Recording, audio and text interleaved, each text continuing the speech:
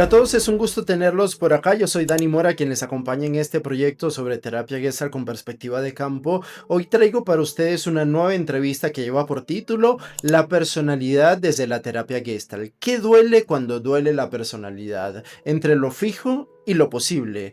En esta entrevista nos va a estar acompañando Antonio Sellés desde España. Él es psicólogo especialista en psicología clínica y terapeuta gestáltico, por supuesto. Es experto en psicopatología con formación en psicoterapia corporal y máster en análisis transaccional. Se dedica a la terapia clínica individual para adultos, terapia de pareja y familiar en el Instituto de Terapia Gestalt Castellón. Es miembro didacta y supervisor de la Asociación Española de Terapia Gestalt.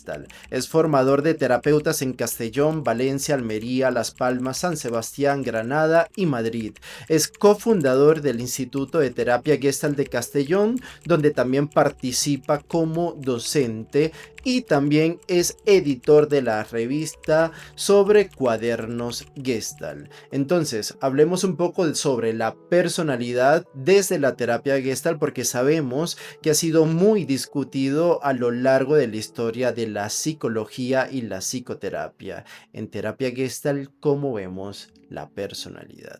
Así que tengan la posibilidad de disfrutar de esta entrevista y, como siempre, es un gusto para mí acompañarles en este proceso.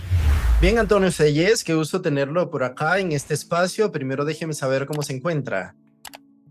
Gracias, pues bien, muy bien, la verdad. Es una tarde de primavera, verano, estoy tranquilo, está calmada la situación, no tengo hoy demasiadas angustias. Bueno, de, Demasiadas, pero de momento. siempre hay, ¿cierto? Bueno, la de estar acá ya es una pequeña angustia, ¿cómo no? Ah, indiscutiblemente para ambos. Bien, don Antonio, hoy tenemos un tema bastante llamativo que tiene que ver con la personalidad desde la terapia Gestalt, y este título que me pareció súper importante: ¿qué duele cuando duele la personalidad? Entre lo fijo y lo posible. Así que con ese título comenzamos. Y tendríamos entonces que dar inicio con esta gran pregunta, que es: ¿cómo entiende la terapia Gestalt el concepto de personalidad?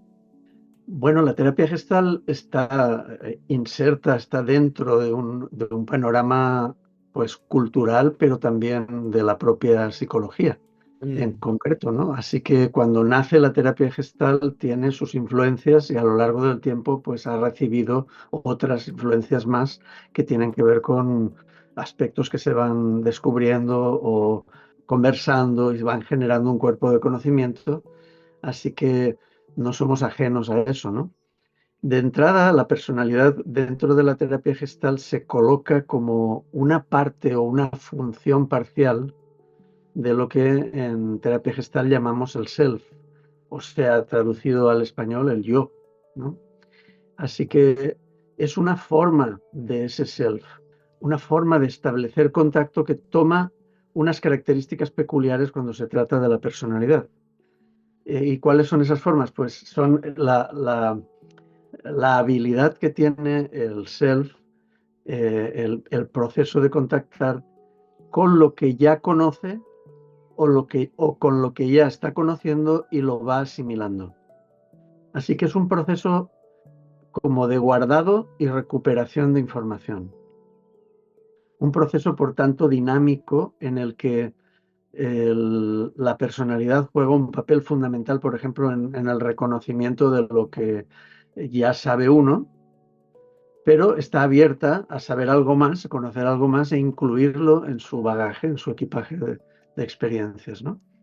Así que no sería solamente un almacén de experiencias, tampoco sería una especie de construcción continua solamente. Es decir, tiene estas dos vertientes. Por un lado, la de remitir a algo conocido y por otra, la de asimilar lo nuevo que se está conociendo. Esa sería la función de la personalidad, ¿no? Bien, interesante. Vamos a ver cómo seguimos, porque esta respuesta me deja algunas inquietudes y vamos a ver si se van respondiendo durante la entrevista. Ahora bien, ¿en qué se diferencia esta mirada de otras corrientes psicológicas? Bueno, pues hay corrientes psicológicas en las que, o escuelas psicológicas que consideran la personalidad como algo permanente, como algo interno a la persona y permanente. En los modelos, incluso académicos de la personalidad, esto realmente no es así, pero muchos de los practicantes de la psicoterapia trabajan desde esta perspectiva como si la personalidad fuese lo que es fijo, Ujú.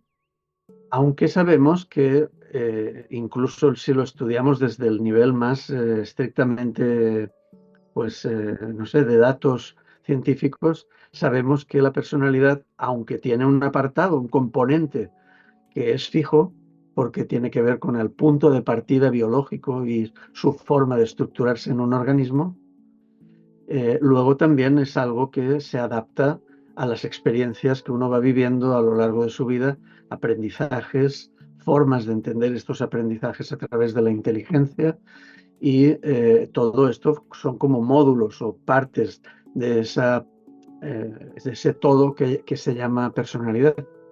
Así que primero con estas corrientes la diferencia es esta, no es una entidad o una cosa, un lugar, como también el psicoanálisis pretende, una tópica, un lugar donde se almacena o se tiene algo.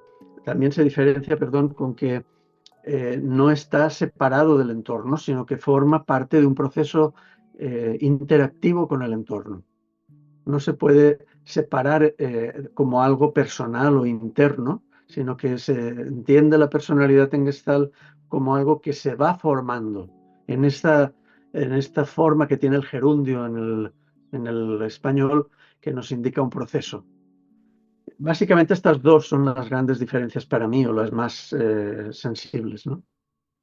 Incluso hace una diferencia muy paradigmática porque generalmente se piensa la personalidad como algo estructural, ¿no? Y justamente acá el giro que hace la terapia Gestalt es que es una función, ¿sí? Una función que justamente como toda función va a aparecer cuando sea necesaria esa función.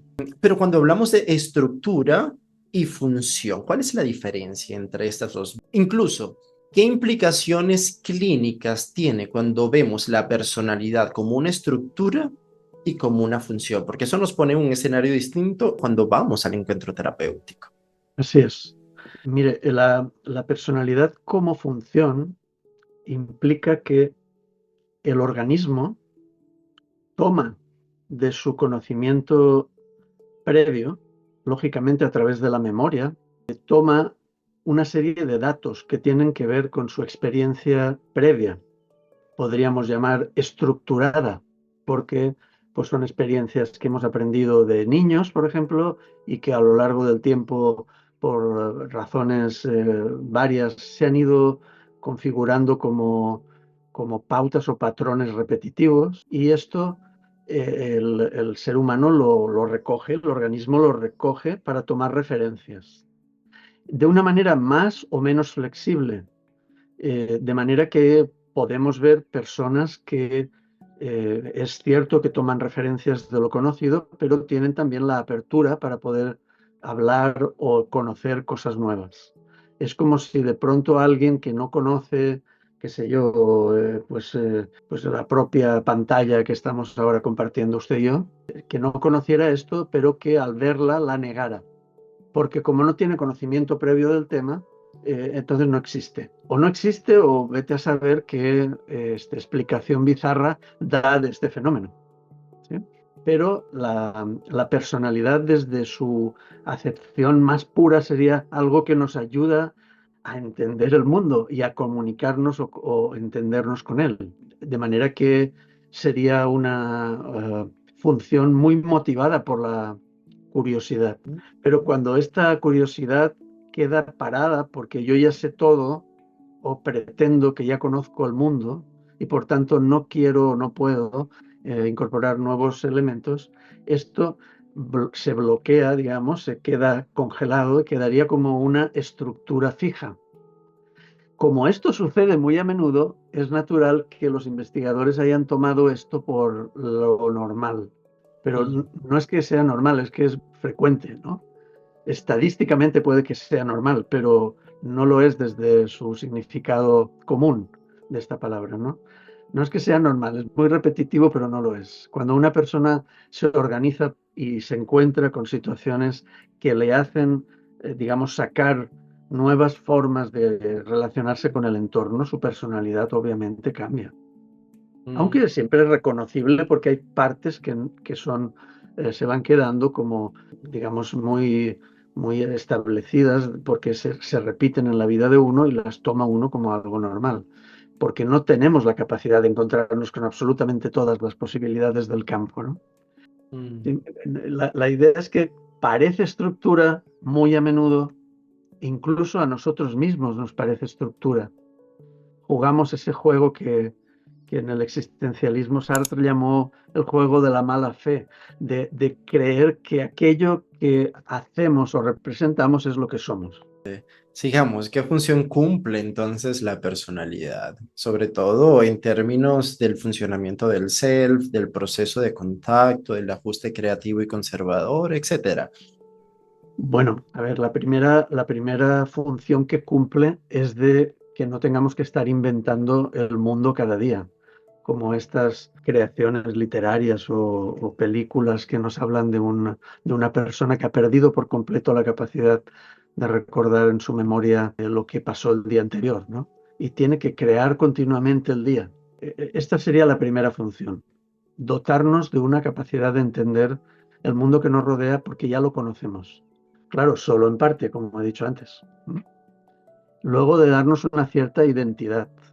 Es decir, la narración que hacemos de nosotros mismos la hacemos gracias a que tenemos como copias verbales de los sucesos de nuestra vida que Ujú. van como almacenándose como en un gran archivo y nos dan una sensación de conocer aquello que somos, ¿no? Pero solo conocemos lo que fuimos en realidad. Y facilita, por tanto, una capacidad de ajuste. Si la personalidad, como en nuestro libro fundador dice en un párrafo, si la personalidad está en condiciones medio ideales, será Ujú. poco abundante, poco Ah, abundante. tema importante que lo vamos a retomar más adelante, ¿no? Con lo cual podemos hacer ajustes creativos. Si la personalidad es muy omnipresente, si quiere tomar parte en todo, probablemente lo que haremos serán solo ajustes conservadores. Ujú. Pero esto es lo que hace la personalidad, su función. Surge cuando el self necesita algo como referente para entender o formar un contacto adecuado. Por ejemplo, usted está bebiendo de una taza y bebe de una taza porque sabe que es una taza. Si no supiera eso, no sabría qué hacer con ese objeto que tiene en las manos, ¿no? Totalmente. A ver, ha dicho algo súper importante porque cuando hablamos de personalidad, muchos movimientos psicológicos, terapéuticos y demás hablan de tener mucha personalidad, que un aspecto sano más bien para estas corrientes es tener mucha personalidad, ¿cierto? Ahora, ¿qué pasa cuando se tiene, entre comillas, ¿no? Metafóricamente hablando, incluso, mucha personalidad? En el sentido común y corriente, esto es un desastre. Probablemente quiero entender que las personas que dicen esto desde una postura de cierto conocimiento de lo que hablan, significa que la persona tiene referentes adecuados, que ha podido construir una idea del mundo rica, una gama, digamos, variada de estímulos que le ha permitido conocer el mundo de una manera así, rica y variada. Entiendo que se refieren a algo así. No se refieren a tener una personalidad en la acepción que estamos hablando usted y yo, porque sería una personalidad demasiado rígida. Exactamente, y eso más bien para la Gestalt sería un atraso, ¿no? Eso sería un Algo problema.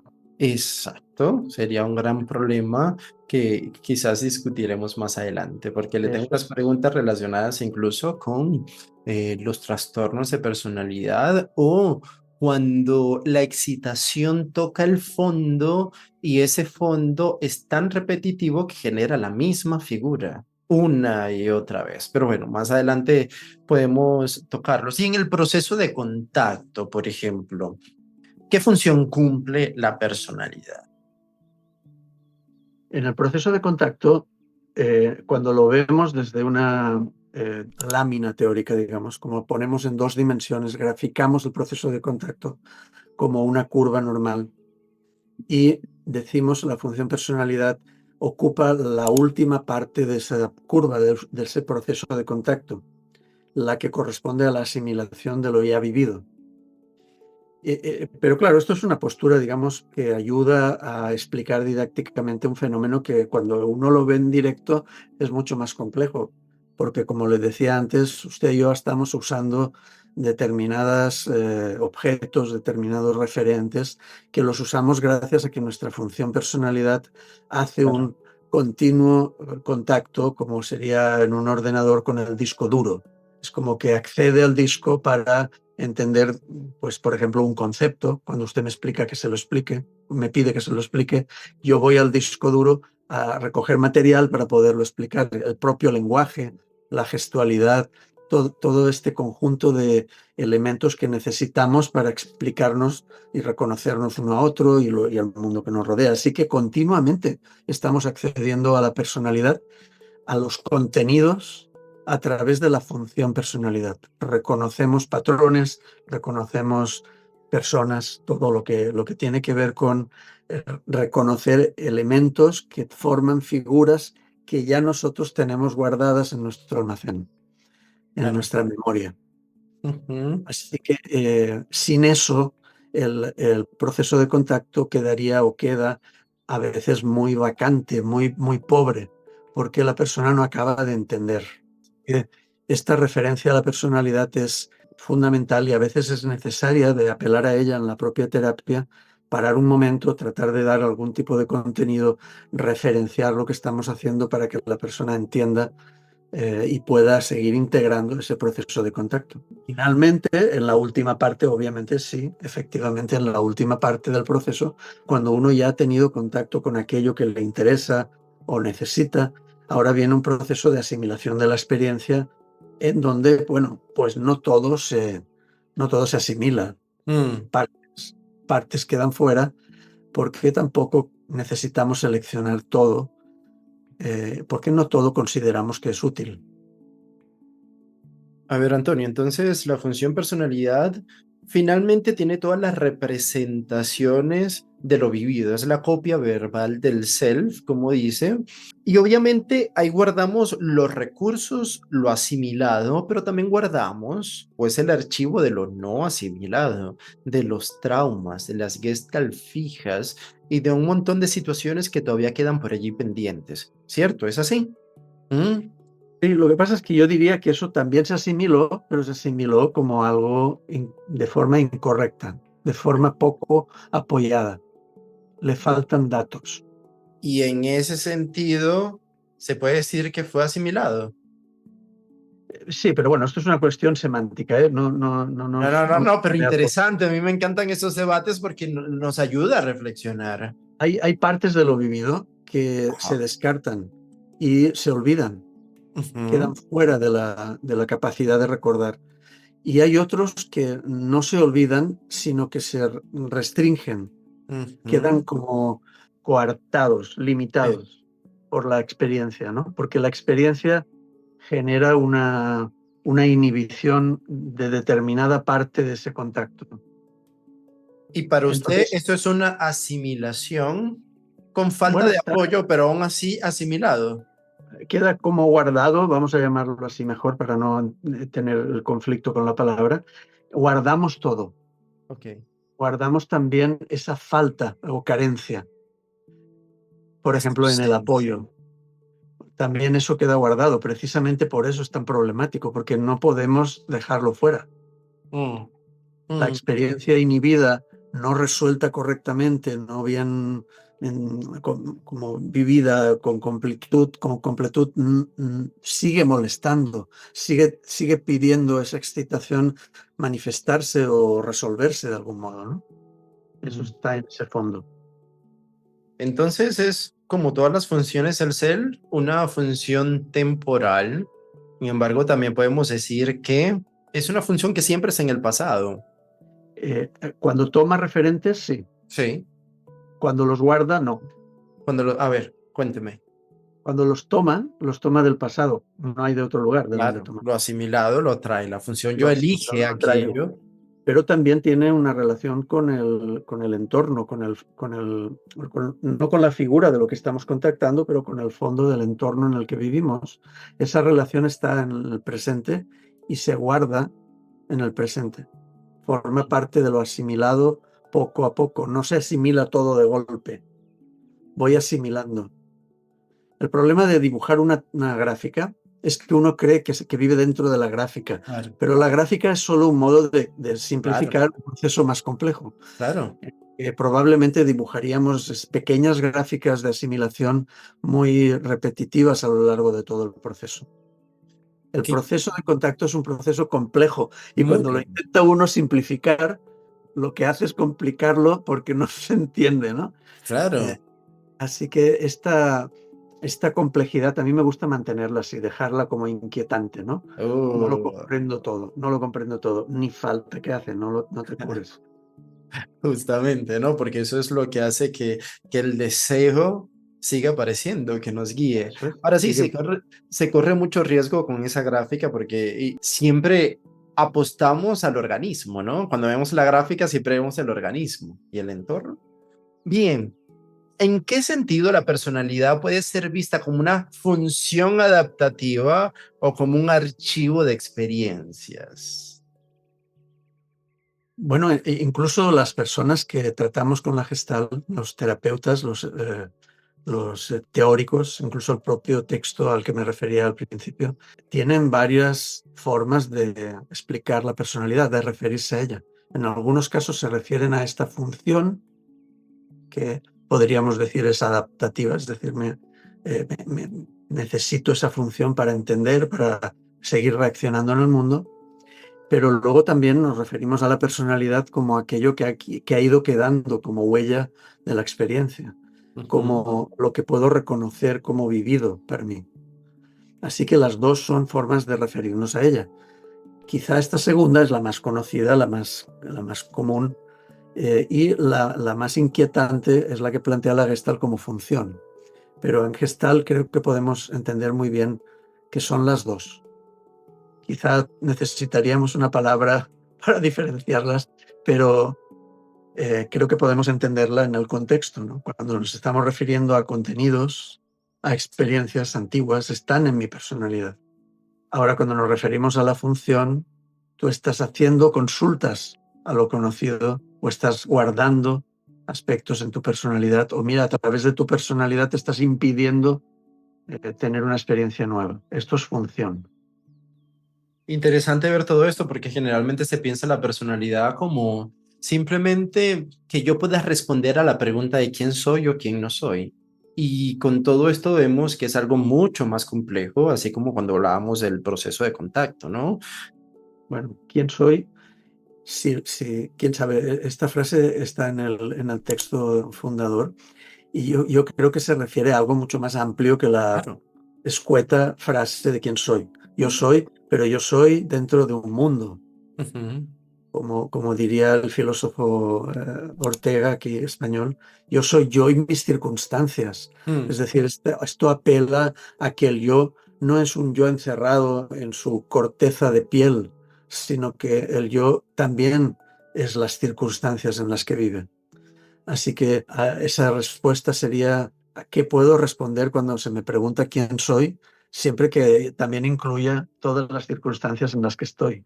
Es que revisando un poco los textos me daba cuenta que la función personalidad también tiene varias funciones, ¿no? Tiene una función responsable, una función notarial y una función que tiene que ver con la identidad, que bueno, justamente es esta, ¿no? Hay una parte solamente que da la posibilidad de responder quién soy y quién no soy, pero solamente es una parte, no se queda con todo esto.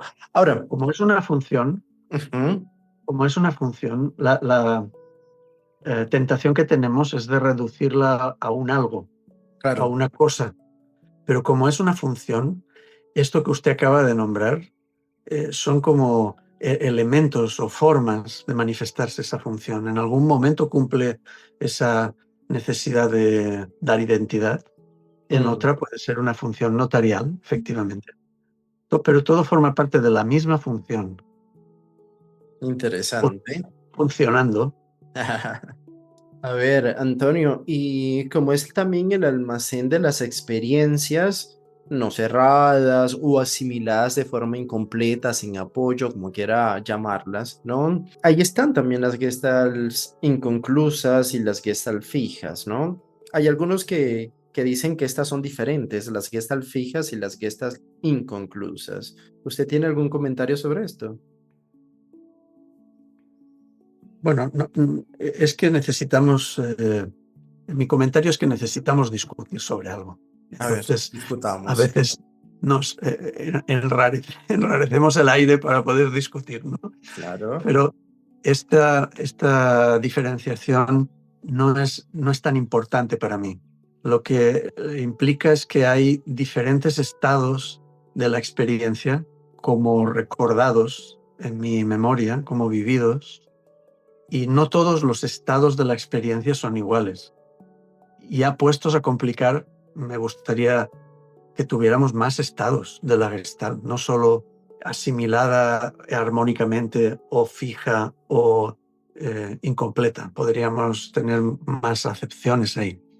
La cuestión sería que esos estados de la experiencia que hemos guardado, esas gestalts, esas formas que han quedado en nuestra vivencia, cómo influyen en la experiencia actual Ujú.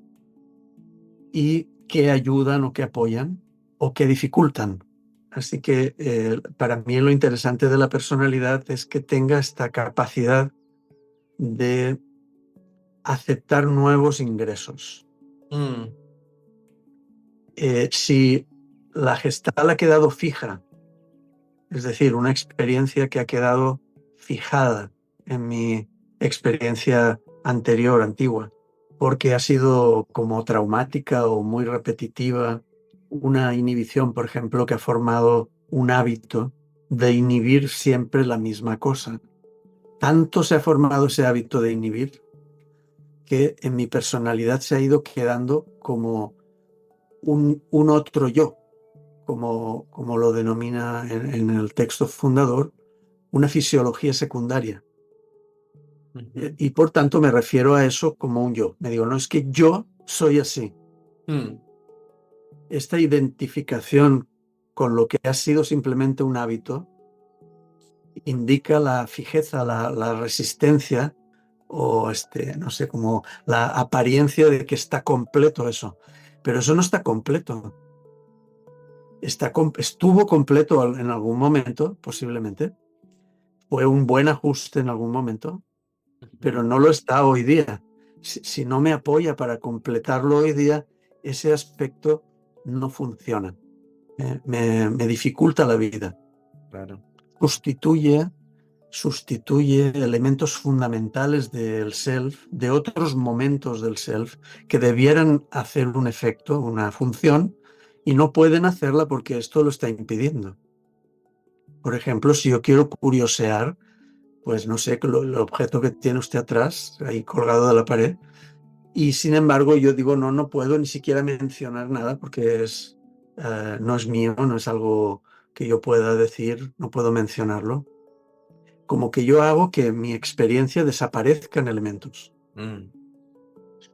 Y Ahora, por tanto Antonio. mi relación con el fondo en el que estoy viviendo se empobrece. Antonio, y bajando un poco todo esto, que quizás puede ser en algunos momentos difícil de asimilar, ¿cómo podemos ver, entre comillas, ver la función personalidad en el contexto terapéutico, en el encuentro terapéutico? ¿Cómo aparece? ¿Cómo no aparece? Cuéntanos un poco acerca de esto, si es que puedes, porque pudiera ser también difícil nombrar esto.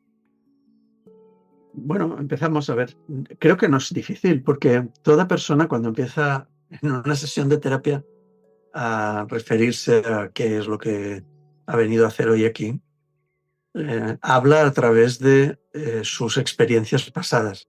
Rara vez te encuentras a alguien que dice, hola, estoy aquí, estoy sentado contigo, siento humedad en mis manos. Generalmente nadie dice eso. Te dice, esta semana ha sido horrible, mi madre me dijo, tuve un problema con mi esposa, cosas que no son del momento. Se refiere pues a como hojas que saca de su archivo y nos enseña o nos presenta. Así que ahí vemos una referencia, digamos, deliberada de la persona hacia su personalidad. Pero también hay muchas otras cuestiones que son actitudes retóricas, que son creencias, o sea, formas de gesticular, formas de hablar, de presentarse, de moverse, de vestirse. Esto es la personalidad. También los referentes morales, ¿no? Eso no está bien, esto no lo puedo hacer, aquello. Usted, ¿cómo me pregunta eso? Estas referentes morales están hablándonos de la personalidad, aunque no sea el tema de conversación, es como algo que penetra o que baña todo el ambiente, ¿no? Podemos reconocer la personalidad en actitudes de este tipo, ¿no? En falsas ideas del yo, nos dice el texto de terapia gestal. Me decía una paciente, vengo porque he cometido muchos errores. En estas semanas últimas he cometido muchos errores. Soy una persona perdida. Esto es una falsa idea del yo. Cuando descubre uno la historia completa, no es que se equivocó, es que tomó decisiones y tuvieron consecuencias inesperadas, completamente imprevisibles, porque dependían de otras personas que ni siquiera estaban presentes en el momento de la decisión. Pero, sin embargo, esa persona ya se ha hecho una idea del yo. O sea, yo soy el que me estoy causando esto, o el que... Bueno, esto es una falsa idea, ¿no? Muy dinámica, muy cercana, porque luego hay la idea que tiene uno del yo antigua. Yo no soy hablador, yo es que soy tímido, yo es que soy demasiado no sé qué. Esas ideas más antiguas del yo también forman parte de la personalidad, emergen así. Uno puede reconocerlo así. Mira, está emergiendo la personalidad. Cuando uno dice, mira, yo soy así, uy, ya viene la personalidad, ¿no? Así que constantemente en una interacción verbal e incluso no verbal, a través de los gestos, uno va viendo la aparición de estas formas antiguas, conocidas de esa persona. Bien. Luego también cuando una pregunta que creo que nos interesa desde el punto de vista patológico o del sufrimiento, que es cuando la personalidad es la que produce el problema, la que duele. A ver. Y no me duele que alguien me dijo algo, sino me duele lo que yo con mi idea del yo o con mi moral o con mis referentes de lealtades considero que debería de ser. Y este encuentro entre mi personalidad y lo que ocurre me duele. Entonces esto puede producir un sufrimiento notable, muy fuerte en las personas. Y esta es una parte, yo creo, muy, muy importante dentro de esta mirada. Porque aún sin referirnos a los trastornos de personalidad, muchas veces es la personalidad la que genera pues un sufrimiento. Y tú planteas ese título, ¿no? ¿Qué duele cuando duele la personalidad? ¿A qué te refieres con eso, Antonio? Pues es que a mí me parece que, claro, no me duele que yo fui educado en un colegio cristiano, o no me duele que mi mamá era peluquera. ¿Qué me duele de eso? A mí me parece una pregunta muy pertinente cuando encuentro a alguien, cuando encuentras como reproches, autorreproches, cuando encontramos definiciones limitantes de la propia persona o estas identificaciones tan exageradas sobre una manera de ser o no ser.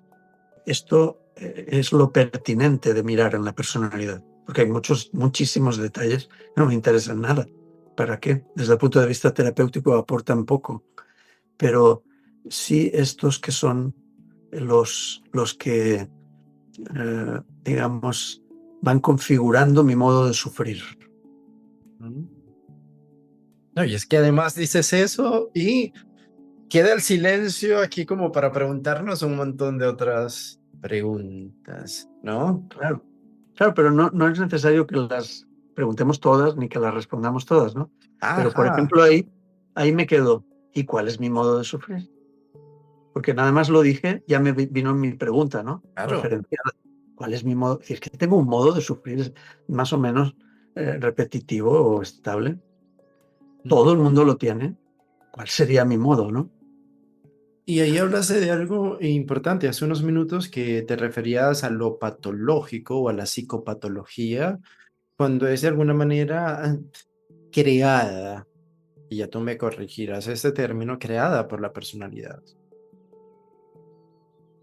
Eh, bueno, no es que esté creada, sino que es una mala función de la personalidad. Ok. Un mal funcionamiento, diríamos. Si hablásemos de un instrumento mecánico, diríamos, tiene un mal funcionamiento. No está roto, pero no funciona bien. Ujú. Así que, bueno, el más conocido es el funcionamiento típico neurótico en el que la personalidad sustituye las funciones del yo. Y en lugar de tener la posibilidad de encontrarnos con lo nuevo, de seleccionar lo que me interesa o de dejarme llevar por lo que me atrae, y ir formando una figura nueva en el contacto, lo que hago es pararlo todo porque ya sé lo que va a pasar o porque no puedo, no sé qué cosa, o porque esto está impedido por no sé qué norma moral, social o de mi familia. Esa es como usurpar el lugar, ¿no? Como si fuese un rey que usurpa el trono del rey legal, ¿no? Digo, en la antigüedad se hablaba de eso, ¿no? De la usurpación. Ha usurpado el trono.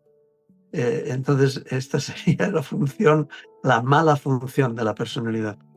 Probablemente por miedos, probablemente por patrones antiguos conocidos que uno no quiere que ocurran, ajustes conservadores, pues.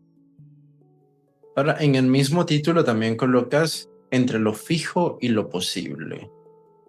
No quiero dejar escapar nada de ese título que propones, entre lo fijo y lo posible.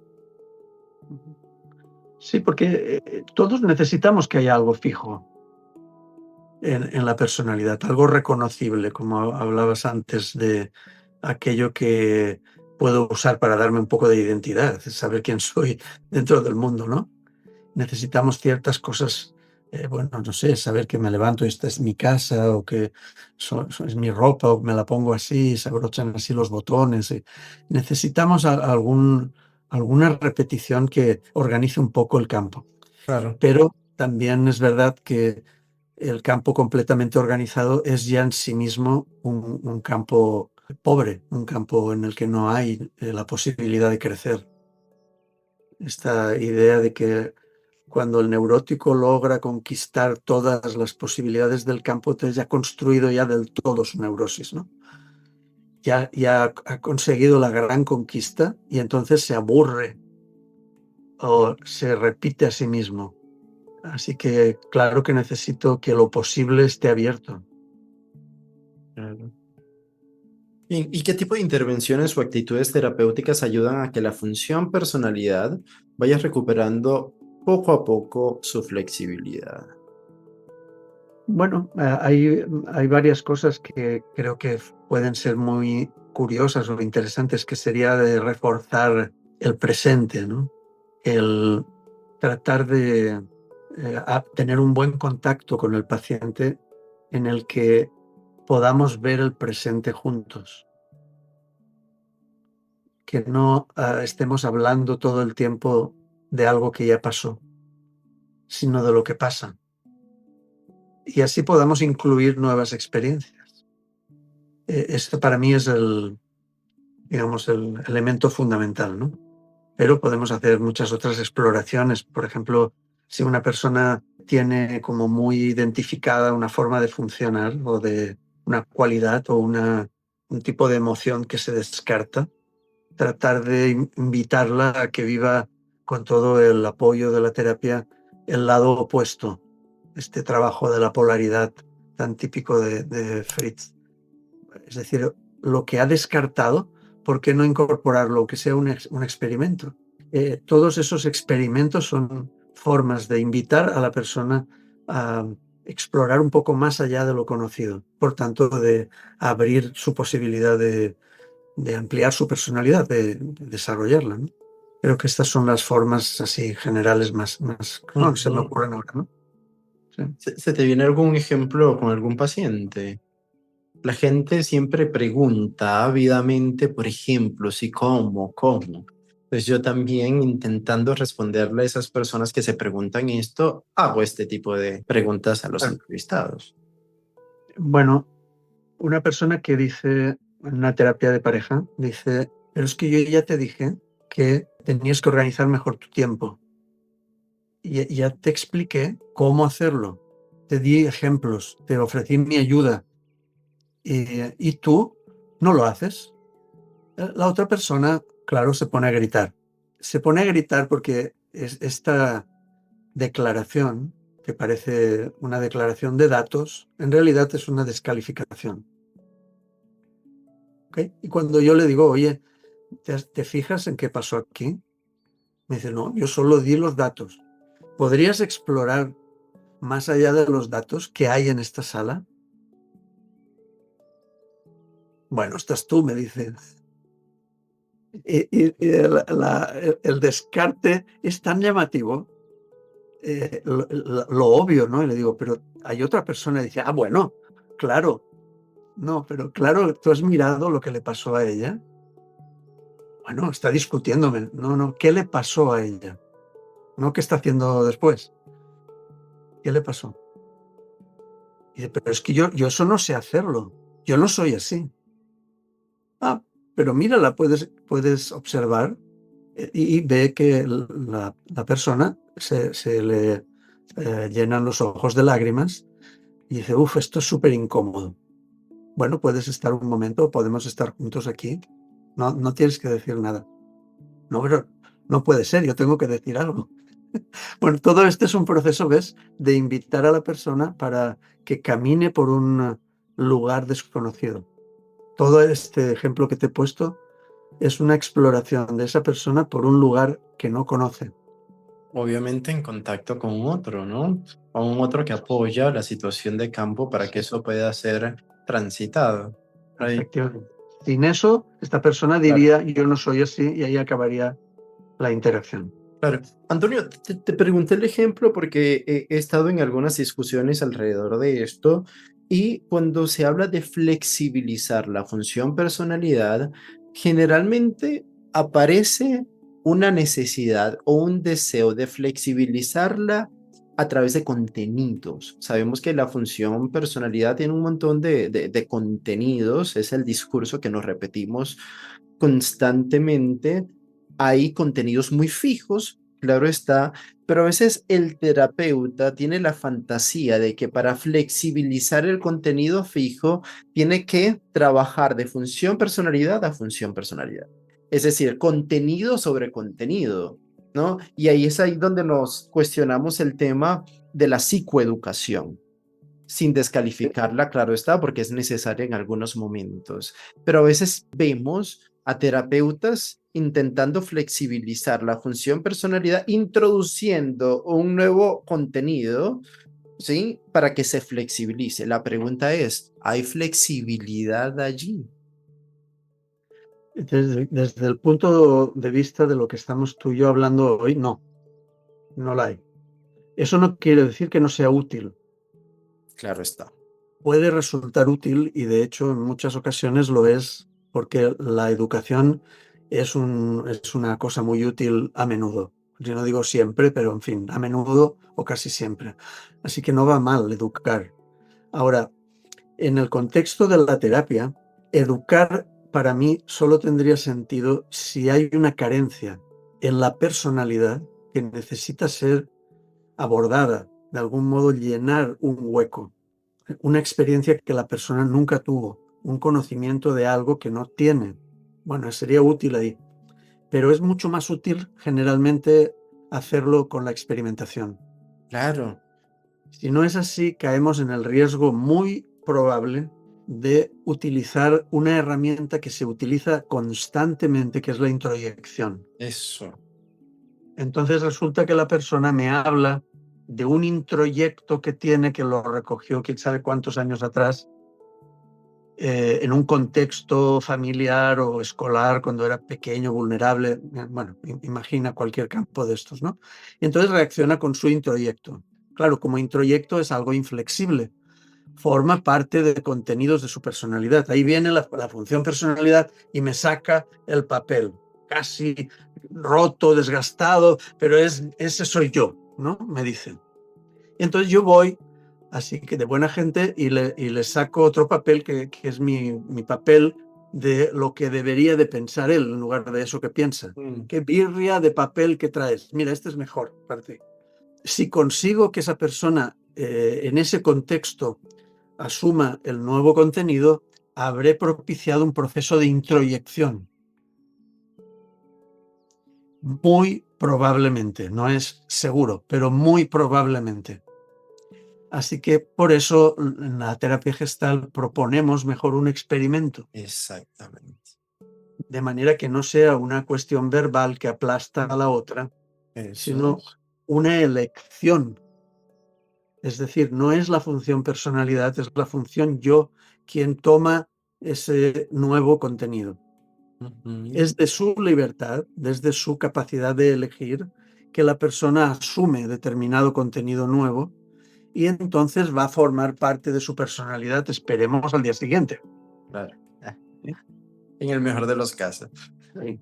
A veces hay que repetir mucho el experimento desde diferentes ángulos para que esto Claro. realmente se asimile, contrariando o poniendo una especie de excepción a su idea previa, a su introyecto. Para mí no sería muy adecuado tratar un introyecto introyectando, Claro. produciendo otro introyecto. Claro, con la mejor de las intenciones, claro ¿Sí? está, pero Sí. no deja de ser el mismo proceso. Y justamente la apuesta de la terapia Gesell es esa de los experimentos donde se pueda incluir la función ello de la situación y que la función yo pueda elegir los referentes, las representaciones, la copia verbal del self, pero al mismo tiempo algo que tenga que ver con la experiencia corporal y ahí se abre un camino distinto en este camino de experimentación, ¿no? Correcto. La experiencia novedosa Claro. compite, completa la experiencia previa. De manera que como ya eso lo he decidido yo, lo he buscado y filtrado con mi experiencia, ese contenido nuevo, ese no es un introyecto. Y por eso le hablaba de la discusión en algunos espacios académicos que he tenido, que algunos dicen que la función personalidad se puede flexibilizar con la función personalidad de la situación también, y hay otros que apuestan a la flexibilización de la función personalidad de forma indirecta con la función hecho, ¿m? Que apuesta más a la asimilación, no al proceso introyectivo nuevamente. Depende de dónde estemos. A ver. De pronto, ahora que dijiste eso, si estamos frente a una personalidad muy rígida, como ocurre en los trastornos de personalidad, ahí es probable que necesitemos todas las armas que tengamos a mano, todos los elementos que podamos poner en funcionamiento para que esa persona tome otras posibilidades. Y este proceso, como es tan difícil, no me atrevo ahí ya a dar mi opinión, así como la di pensando en que nos referíamos a personas que no tienen un trastorno de personalidad, sino que tienen una personalidad dura o Claro, medianamente rígida. claro. En este caso, lo ideal sería formar el proceso a partir de la elección de la función yo. En el Mm, caso del trastorno de personalidad, esa función yo para determinados asuntos está muy perdida y se requiere de todo tipo de intervenciones. Probablemente puede ser que en algún momento convenga dar información, claro. contrastar, discutir, pues, Mm, discutir. Una discusión, bueno, ¿verdad? En la terapia cognitivo-conductual se llama elegantemente discusión cognitiva. Pero bueno, es discutir, al fin y al cabo, ¿no? Discutir. Ah, ayudarle a la persona a que no quede con una sola historia, sino que tenga la del terapeuta como mínimo, ¿no? claro. Ahora, esto es arriesgado porque produce mucho, como una necesidad de protección alta. Es decir, esto tiene muchos riesgos en el nivel terapéutico, ¿no? Uno puede perder un paciente fácilmente con una Claro. discusión. Así que es interesante que se tenga en cuenta que es un instrumento, pero no es el instrumento de elección y el primario, ¿no? Puede ser mucho más interesante pensar mucho, como discurrir, tratar de ponerse muy creativo sobre el experimento en cuestión. Eso. No vale cualquier experimento cuando la función personalidad es muy rígida. Pero esa discusión me parece tan rica porque nos saca de esa mirada tan fija de muchos asuntos, de cómo tiene que ser incluso el proceso terapéutico. Y siempre sabemos que todo lo que hablamos es una ficción porque vamos al caso a caso, lo que es necesario en ese momento. Claro, necesitamos tener en la función personalidad todos los elementos teóricos que sostengan nuestras intervenciones. De ahí, súper importante, ¿no? Ahora, ¿cómo ve la terapia Gestalt los trastornos de personalidad? Hablando de la personalidad como tal, ¿no? Entonces, ¿cómo ve los trastornos de personalidad? Bueno, en este proceso que antes dibujábamos un poco teóricamente entre aquello que yo en un momento dado inhibo porque me conviene y luego lo inhibo todas las veces que sale, con lo cual voy formando un hábito de inhibir eso, esa parte de mí o esa parte de la experiencia. Si esto se transforma en un hábito que ya queda tan olvidado que podemos hablar prácticamente de reprimido. En el momento en el que el hábito queda como sepultado dentro de lo que antes hablaba como una segunda fisiología, la estructura de la personalidad ha quedado como muy rígida. No es solo un patrón reconocible y móvil, sino que es una estructura fija. En esa estructura fija a veces es tan fija que se puede hablar de una entidad o una forma de ver el sufrimiento que sería la personalidad, el trastorno de personalidad. Yo he tenido mucha influencia del mundo académico, por tanto, no tengo dificultad en aceptar que existe ese fenómeno de sufrimiento tan peculiar que es el trastorno de personalidad, como una frontera, una delimitación entre una personalidad rígida y una superrígida en términos gestálticos, ¿no? De un patrón a un patrón rígido. No sé, es que de alguna manera hemos de diferenciar, ¿no?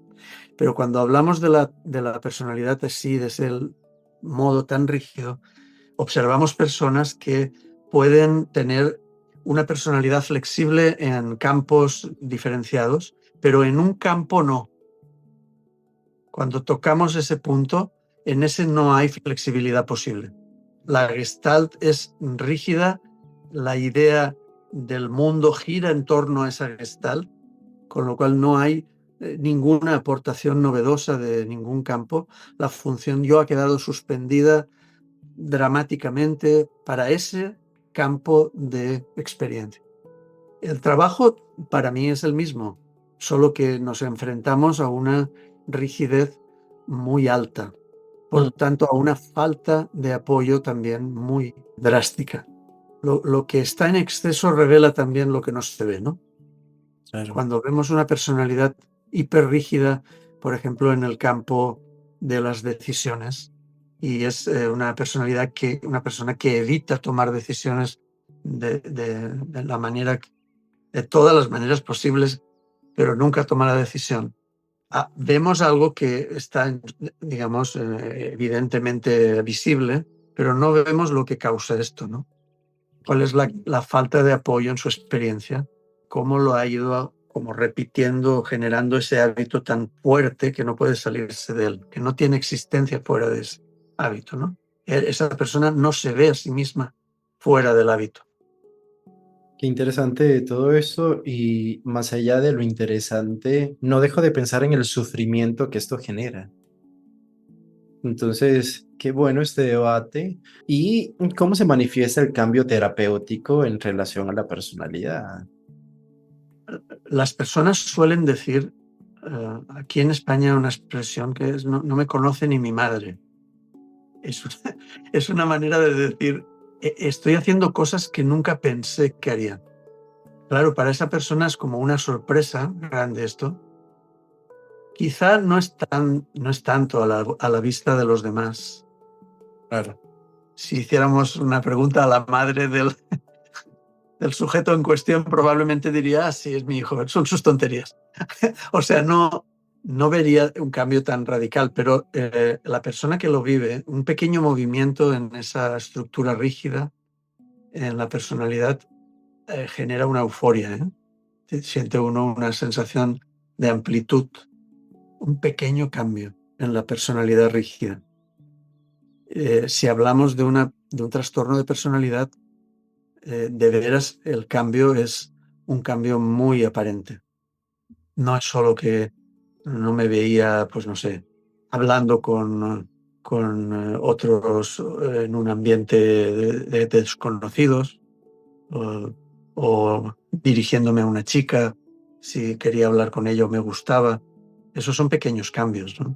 Estoy hablando de la persona que tenía, por ejemplo, un trastorno evitativo de personalidad y que de pronto, pues, no lo evita todo. Y en lugar de tener una presencia fóbica socialmente, pues ya no está así. No digo que no sufra, que tenga inquietud, supongo, pero puede hacerlo, ¿no? Entonces el cambio es muy aparente porque es de no hacer nada a poder hacerlo. Antonio, y para cerrar, hablando del tema de la psicopatología o experiencias de sufrimiento, ¿cómo la personalidad puede de alguna manera aportar o no aportar en estas tres diferentes experiencias de sufrimiento? La neurosis, lo borderline y la psicosis como tal. O sea, ¿cómo la personalidad, hablando de este tema, no aporta o no aporta a lo patológico? Mi experiencia se centra sobre todo en el campo de la neurosis y en este campo de la personalidad que es un poco, como diré, como controvertido dentro de nuestro modelo de trabajo porque no hay un acuerdo sobre cómo enfocar la patología en la personalidad, porque en nuestro texto fundador hay un aporte así inquietante en el que nos habla de estos tres modos de sufrimiento. Habla de la neurosis, de la psicosis y luego habla del sufrimiento. Ujú. El sufrimiento, sí. Lo deja misery, ¿no? En inglés. Un estado así como de aflicción sin más contenidos y explica cómo ahí la función personalidad, ahí está muy, muy interesante porque es como que habla de un tipo de problema de la personalidad del cual se habla poco, que no serían los trastornos de personalidad que hemos estado mencionando ahora, sino sería la personalidad como vista como concepción, construcción social, cuando esto falla y uno no tiene horizonte social. Por ejemplo, ha estado uno encerrado en una prisión 15 años, sale de prisión y no entiende el mundo que ve. No se ha hecho un buen trabajo de reinserción y la persona tiene lagunas enormes de la personalidad, no tiene una idea de quién es en ese mundo.